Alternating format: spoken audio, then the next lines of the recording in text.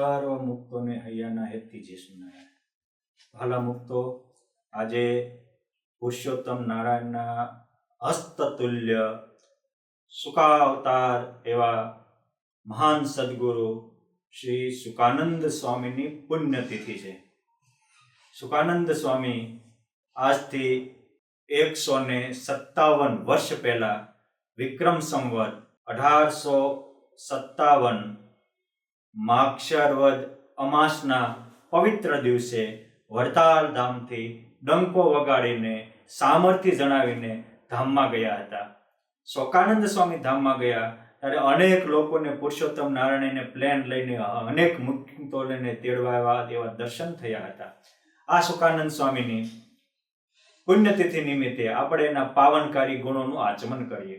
આચાર્ય પ્રવર શ્રી વિહારીલાલજી મહારાજ હરિલામૃત ગ્રંથના આરંભમાં શુકાનંદ સ્વામીને વંદના કરતા લખે છે, સદા શ્રીજી પાસે રહી રહી રહસ્યો સુણી લીધા, દયા આણી વાણી વધી સુજનને જ્ઞાન જ દીધા, સદા શાંતાકારમ મહત ગુણવતમ નિવરમ શુકાનંદ સ્વામી પ્રણમુ પ્રતિપન્નમ પ્રિયકરમ.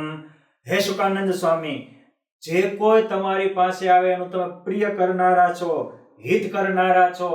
મહત ગુણમ એટલે જાણે કે ગુણોનું મૂર્તિમાન સ્વરૂપ છો, અને તમે દયા આણીને મધુરી વાણી વધી વધીને હજારોને છતાં દેહ બ્રહ્મરૂપ કરી દીધા હતા. આ શુકાનંદ સ્વામી એટલે ડભાણના વિપ્ર પ્રભાશંકર અને માતા સદાબાના કુખે, જેને આપણે રક્ષાબંધનનો પર્વ કહીએ, એવા શ્રાવણ સુદ પૂનમના મહાન પવિત્ર દિવસે વિક્રમ સંવત 1852 એમનો વડોદરામાં જન્મ થયો હતો.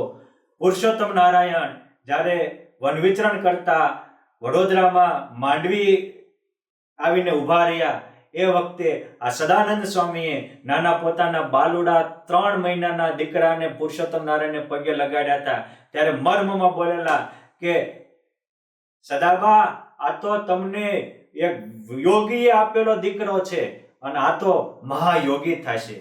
આપણને એમ થાય કે યોગીએ આપેલો દીકરો એટલે તો જ્યારે સદાબાના ડભાણમાં પ્રભાશંકર સાથે લગ્ન થયા અને પછી ઘણો સમય થયો છતાં દીકરો થતો નહોતો. પછી એક દિવસ સપનામાં ભગવાન સ્વામિનારાયણ વન વિચરણ કરતા હતા, એવા દિવ્ય અલૌકિક બાલુડા જોગી વન વિચરણ રૂપે સદાબાને દર્શન થયા અને કીધું કે તમારે ત્યાં સુખદેવજી જેવા મહાયોગીનો જન્મ થશે, અને આ વાત જન્મ થયા પછી ટૂંક કાળમાં તમારા પતિ છે એ ભગવાનના ધામના નિવાસી થશે, દિવ્ય ધામના અધિકારી બનશે. આવી રીતે કહ્યું હતું. અને એ સદાબાઈએ એના પતિને કહ્યું કે આપણે ત્યાં સુખદેવજી જેવા મહાયોગીનો જન્મ થશે, આપણા નામ યુગો સુધી ઇતિહાસમાં અમર થશે. પરંતુ મોટી દુઃખની વાત એ છે કે એના જન્મ બાદ ટૂંક સમયમાં તમને ભગવાન દિવ્ય ધામની પ્રાપ્તિ કરાવશે. આ એટલે મહારાજ કહે છે કે આ તો મોટો જોગી થશે. કેમ છે? સપનામાં પણ એના જન્મ પહેલા ભવિષ્યવાણી ભખાણી હતી.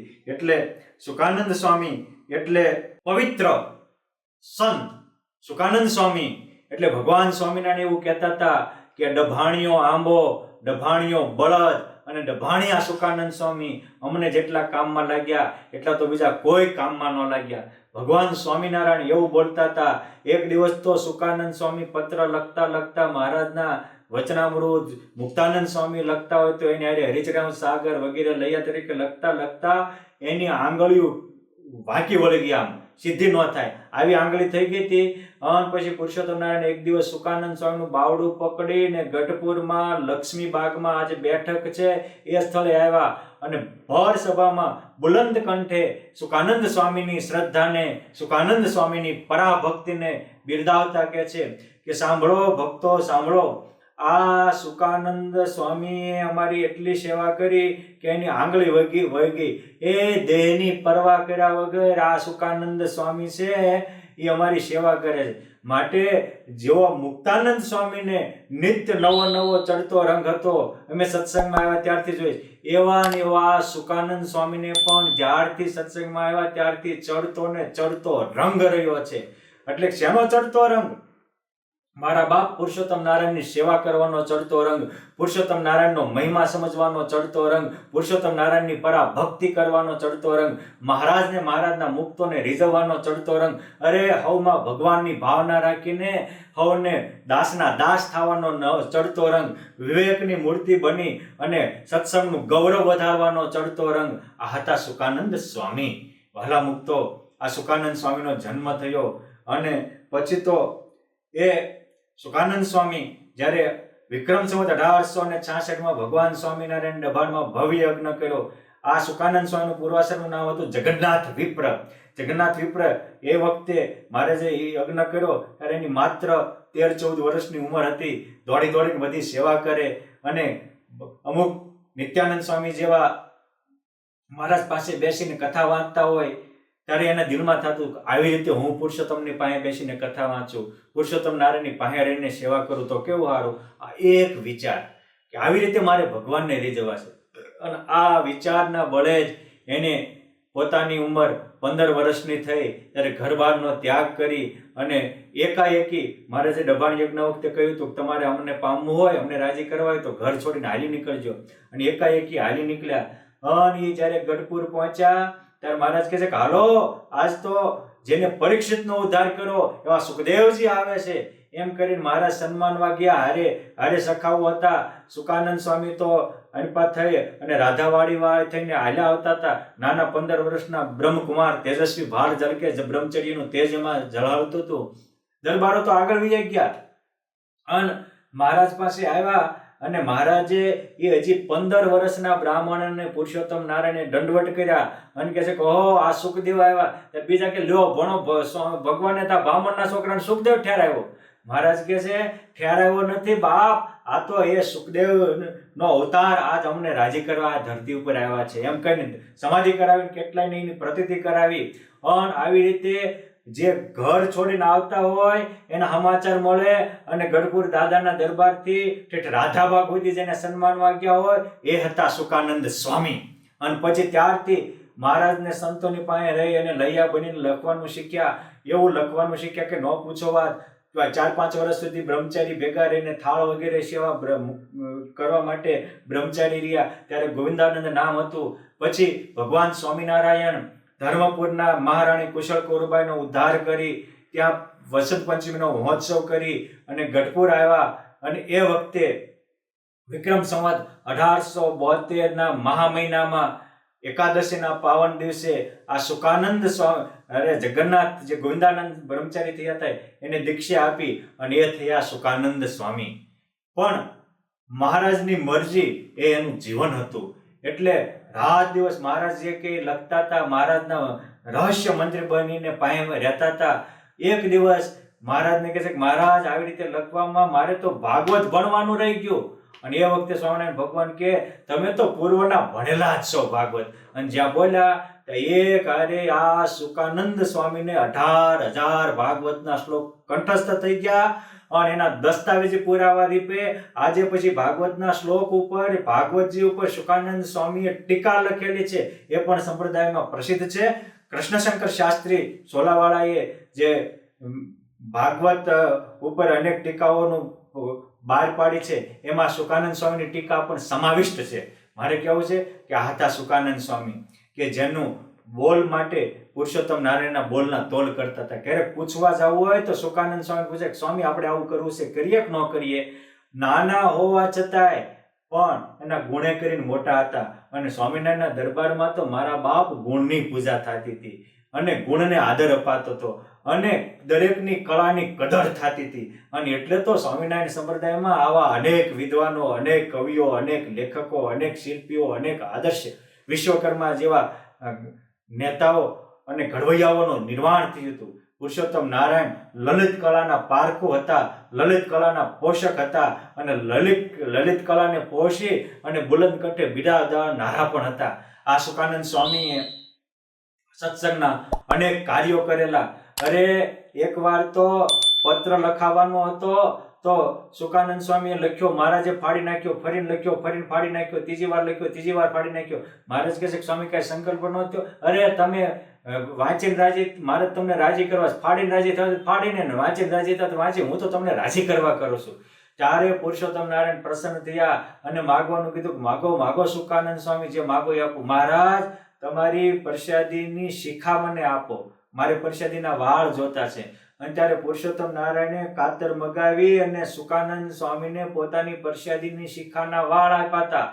અને એ પુરુષોત્તમ એ આજીવન એને પોતાની શિખાના વાળ એ પોતાની હારે રાખ્યા હતા. આજે મને કહેતા આનંદ થાય, ગઢપુરમાં પાર્ષદ વર્ય પોપટ ભગત છે, એ એને આપેલા અને એ પોપટ ભગતે અમારી સેવાથી રાજી થઈ અને મને પણ એ શિખાના વાળ આપેલા. આજે મારી પૂજામાં પણ એ સુકાનંદ સ્વામીની શિખાની એના દાસત્વપણાનું, એને વિવેકપણાનું, એની વિનમ્રપણાના દસ્તાવેજી પુરાવા રૂપે મારી પાસે પણ છે. આવા હતા સુકાનંદ સ્વામી. વિનય અને વિવેકની મૂર્તિ એટલે સુકાનંદ સ્વામી. પુરુષોત્તમ નારાયણના આદર્શ સંતો એટલે સુકાનંદ સ્વામી. જેના અક્ષર મોતીના દાણા જેવા હોય એવા કોઈ સંતને લઈ હોય તો સુકાનંદ સ્વામી. આજે સ્વામિનારાયણ સંપ્રદાયની અનેક હસ્તપ્રતોમાં સૌથી વધારે હસ્તપ્રતો જેના હેન્ડરાઇટિંગમાં લખાયેલી હોય તો એ સુકાનંદ સ્વામીના હેન્ડરાઇટિંગમાં લખાયેલી છે. અને એટલે તો સુકાનંદ સ્વામી જેમ પુરુષોત્તમની સેવા કરતા હતા એમ પુરુષોત્તમ નારાયણ પણ સુકાનંદ સ્વામીની સેવા કરવા તત્પર રહેતા હતા.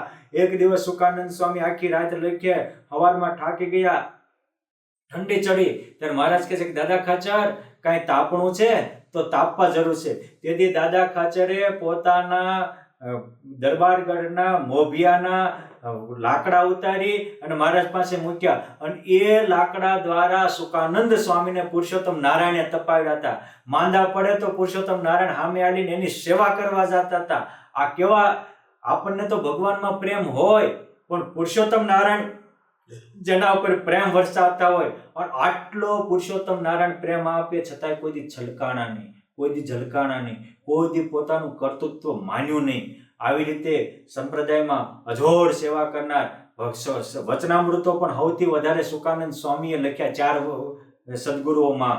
અને સુકાનંદ સ્વામી એવું કહેતા હતા કે વચનામૃતો મેં લખ્યા તો મેં, પણ આ યોગ સમ્રાટ ગોપાળાનંદ સ્વામીના મુખથી વાણી સાંભળે ત્યારે મને વચનામૃતો સમજાણા. આ સુકાનંદ સ્વામી જેવા ગોપાળાનંદ સ્વામીની પાસે રહી અને આવું અધ્યયન કરતા હતા. ગોપાળાનંદ સ્વામીની કૃપાથી એ મહા અલૌકિક યોગીની સ્થિતિને પામ્યા હતા અને આજીવન વડતાલમાં રહ્યા. સ્વામી ધામમાં ગયા પછી એને સદગુરુ બનાવેલા. અને આજે સ્વામિનારાયણ સંપ્રદાયનું જે વચનામૃત એનું શતાનંદ સ્વામીએ હરિવાક્ય સુધા સિંધુ નામનો ગ્રંથ લખ્યો અને એ ગ્રંથ ઉપર સેતુમાળા ટીકા જે આચાર્ય પ્રવર રઘુવીરજી મહારાજની નામે લખાણી છે, એ નંદ સંતોના જૂના ખરડા રઘુવીરચંદ્ર સ્વામીની પોથી મુજબ એના મેઇન કરતા લેખક તરીકે સુકાનંદ સ્વામી હતા. સાથે અચિંત્યાનંદ બ્રહ્મચારી, ભોળાનાથ ભટ્ટ વગેરે પણ એમની હારે રહેલા. એટલે આવી રીતે અજોડ સાહિત્યનું નિર્માણ કરનારા, હજારોના આદર્શ પૂરો પાડનારા, ભાગવતના જ્ઞાતા, સત્સંગી જીવન ઉપર હેતુ સંજ્ઞા નામની ટીકાના લખનારા, ધર્મામૃતનું ગુજરાતીમાં ભાષાંતર કરનારા, નિષ્કામ શુદ્ધિનું ભાષાંતર કરનારા, આવા અનેક ગ્રંથોના નિર્માતા એવા સુકાનંદ સ્વામી મારા ને તમારા માટે અતિશય આદર્શ રૂપ છે. એ આટલું આવે, સત્કામ કરે ઓર ચૂપ રહે, એનું મૂર્તિમાન સ્વરૂપ સુકાનંદ સ્વામી હતા. માટે સુકાનંદ સ્વામી જેવું દાસત્વ, સુકાનંદ સ્વામી જેવી વિનમ્રતા, સુકાનંદ સ્વામી જેવી વિદ્વત્તા હોવા છતાં બીજાની વેદનાને વાંચવાની શક્તિ, સુકાનંદ સ્વામી ગ્રંથો ઉપર ટીકા કરી શકતા હોય છતાંય તે બીજાને ટેકા આપવાની સરળતા, સુકાનંદ સ્વામી જેવી બીજાને ભય પામેલાને નિર્ભય કરવાના અને નિડર કરવાના અને આશીર્વાદ આપે તો અનેક દુખિયાને સુખી કરવાના. સુકાનંદ સ્વામી ગઢાળીમાં ગયા અને એક વિપ્રા આવીને કહે છે કે સ્વામી બહુ તકલીફ છે, અન્ન દાંતને વેર થાય. આમ પટારા ઉપર હાથ મૂક્યો ત્યારે પટારામાં અખૂટ નાણું થઈ ગયું. આવા અષ્ટસિદ્ધિ અને નવનિધિ એની હાજર હોવા છતાં હંમેશા દાસના દાસ થઈને રહેનારા એવા આ સુકાનંદ સ્વામીની 157મી પુણ્યતિથિએ એમના પાવન ચરણોમાં કોટી કોટી વંદન કરું છું. મહારાજ સુકાનંદ સ્વામી વગેરે મુક્તોને પ્રાર્થના કરું આપનું જેવું દાસત્વ, આપની જેવી પરાભક્તિ, આપની જેવી પુરુષોત્તમ નારાયણને પ્રસન્ન કરવાની ઉત્સાહ અને હંમેશા સેવકના સેવક બની અને પુરુષોત્તમ નારાયણના પ્રાણ પ્યારા બની જવું, એવા સદગુણો મારામાં પણ આવે એવી આપના પાવન ચરણોમાં પ્રાર્થના. જય સ્વામિનારાયણ.